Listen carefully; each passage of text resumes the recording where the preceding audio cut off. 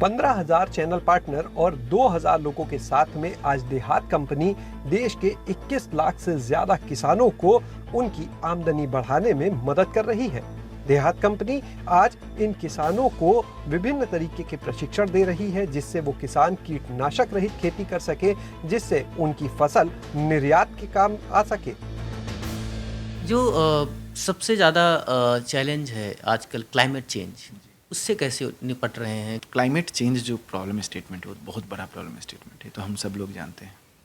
हम लोग अपने छोटे तरीके से उसको जो एड्रेस करते हैं, 3-4 तरीका होते हैं जो हम लोग करते हैं। पहला है कि किसानों के लिए हम लोग क्रॉप इंश्योरेंस रखते हैं, तो फार्मर्स को एटलीस्ट जो उन्होंने एग्री इनपुट लगाया है वो मिल सके वापस। उसके लिए क्रॉप इंश्योरेंस एक अच्छा माध्यम है लॉस को मिनिमाइज़ करने का क्लाइमेट चेंज के रिस्पेक्ट में। एक दूसरा वे होता है कि आप फार्मर्स के साथ ऐसे बेसिकली सॉइल टेस्टिंग कराएं, ठीक है, और सॉइल टेस्टिंग करा करके जो भी न्यूट्रिएंट्स की कमी है उस न्यूट्रिएंट को फार्मर्स को प्रोवाइड करें, उस न्यूट्रिएंट के जो प्रोडक्ट्स हैं उसको प्रोवाइड करें। तो बहुत सारा प्रॉब्लम स्टेटमेंट सिर्फ मान लीजिए बारिश के कारण से नहीं होती, बहुत सारी प्रॉब्लम इसलिए भी होती है कि मान लीजिए ये न्यूट्रिएंट जो है वो कम है और वेदर के हिसाब से उसको और ज़्यादा चाहिए होगा, बट किसान उस तरह से नहीं लगाते। आप विदेशों में एक्सपोर्ट करते हैं, तो जो विदेशों में उनके जो नॉर्म्स हैं इंपोर्ट के, कि वो पेस्टिसाइड वगैरह को बहुत कम करते हैं और वो अपने हिसाब से लेते हैं। इंडिया में पेस्टिसाइड और जो केमिकल्स है वो धड़ल्ले से यूज़ होते हैं। आप किसानों से कैसे उनको ये चीज़ें मॉनिटर करते हैं ताकि आपका जो प्रोडक्ट है वो एक्सपोर्ट में प्रॉब्लम ना आए?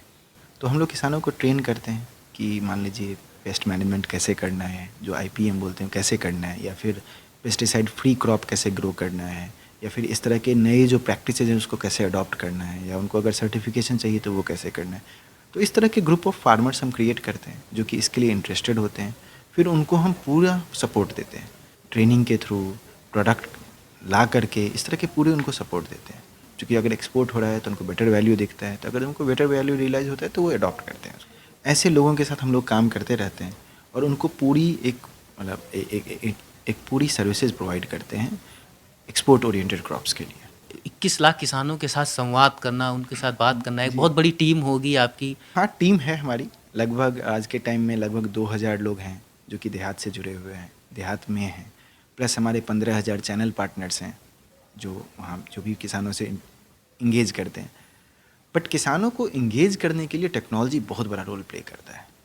तो चाहे वो हमारा जो देहात का एप्लीकेशन है जो किसानों के लिए है, या फिर हम किसानों को जब हम IVR कॉल्स भेजते हैं या कॉलिंग के थ्रू इंगेज करते हैं, या फिर अपने सोशल मीडिया पेजेस के थ्रू इंगेज करते हैं, तो वहाँ पे हम लोग को काफ़ी ट्रैक्शन देखते हैं। आप ऑफ कोर्स एक 1 बाय 1 किसानों से रीच आउट करना मुश्किल है। हमारी टीम है जो कि किसानों के साथ काम करती है, उनके साथ ट्रेनिंग प्रोवाइड करती है, बट हमारी टेक्नोलॉजिकल कैपेबिलिटी बहुत बड़ा रोल प्ले करती है किसानों के साथ इंगेज करने के लिए।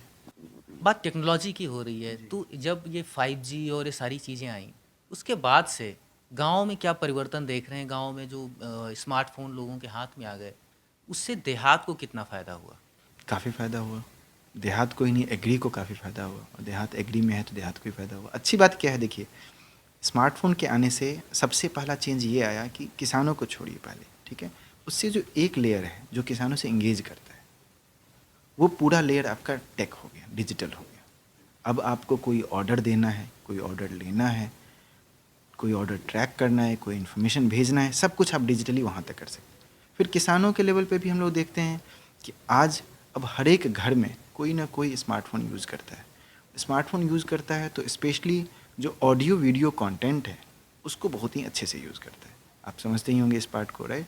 तो ऑडियो वीडियो कंटेंट के हिसाब से इन्फॉर्मेशन को भेजना और सही चीज़ें रख पाना, ये काफ़ी, इसमें काफ़ी सहूलियत हुई है। अभी एक सबसे बड़ा मुद्दा है किसानों को जो MSP का, क्योंकि आप 21 लाख किसानों के साथ में आपकी एक अच्छी समझ है, आप लोगों को जानते हैं।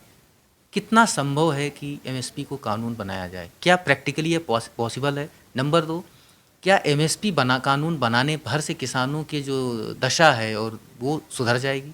तो मेरे ख्याल से MSP की जो सबसे ज़्यादा ज़रूरत है वो रिस्की क्रॉप्स के लिए है, ठीक है, जो कैश क्रॉप्स हैं जिसमें कि लागत ज़्यादा लगती है और तब रेट नहीं मिलता है, तो वहाँ पे उसकी ज़्यादा ज़रूरत है।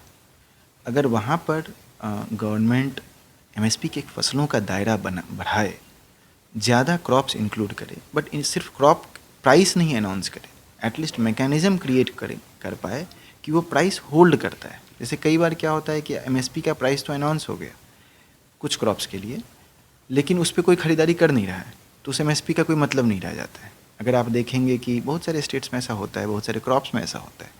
बिहार में हर माता पिता की इच्छा होती है कि बेटा आईएएस बने, या पढ़ाई लिखाई आप आईआईटी फिर आईआईएम, उसमें भी आईएम अहमदाबाद। तो पिताजी क्या कलेक्टर देखना चाहते थे और बेटे ने किसानों की, कहते हैं ना, कंपनी खड़ी कर दी। एक किसान अपने बेटे को किसान नहीं बनाना चाहता।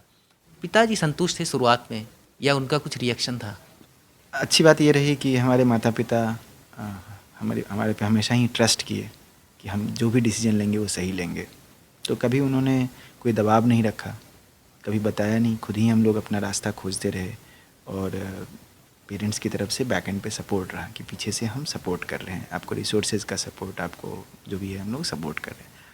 तो उस हिसाब से कोई ऐसा प्रेशर नहीं रहा कि आपको डॉक्टर ही बनना है, आपने इंजीनियरिंग पढ़ लिया तो आपको इंजीनियर ही बनना है, आपको आईएएस या यूपीएससी की ही तैयारी करनी है। तो ऐसा कभी फॉर्चुनेटली माता पिता के आशीर्वाद से ऐसा कभी कोई प्रेशर नहीं रहा।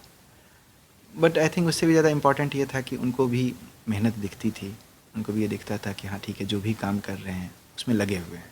अगर आप देखेंगे तो पिछले 10-15 साल में एंटरप्रेन्योरशिप एक रिस्पेक्टेबल वर्ड है, जो कि लोग एंटरप्रेन्योर बनना चाहते हैं। और एक्चुअली जो हमारे साथ में लोग हैं वो अप्रिशिएट करते हैं कि कोई सब कुछ रिस्क ले करके और एंटरप्रेन्योर बनना चाह रहा है। और स्पेशली अगर कोई लोग उसमें 5 लाख साल 10 साल उसमें स्पेंड कर ले, उतना रेजिलियंस रखे, तो अच्छी बात होती है। तो आई थिंक काफ़ी ज़माना उस हिसाब से चेंज हो गया है, जहाँ पर कि लोग एंटरप्रेन्योरशिप को बहुत ही रिस्पेक्टफुली देखते हैं।